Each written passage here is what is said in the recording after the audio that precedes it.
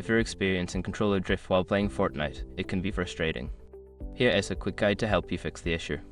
Step 1. Check for updates. Make sure your console or PC and Fortnite are updated to the latest version. Updates often include fixes for controller issues. Step 2. Clean the controller. Inspect the joystick for dirt or debris.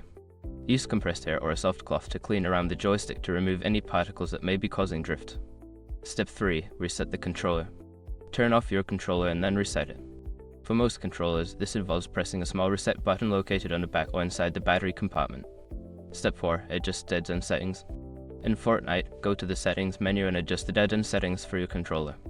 Increasing the dead zone can help mitigate drift by requiring more movement before the game registers input.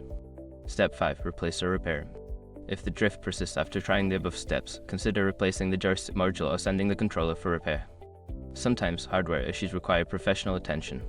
By following these steps, you should be able to resolve controller drift and enjoy a smoother gaming experience in Fortnite.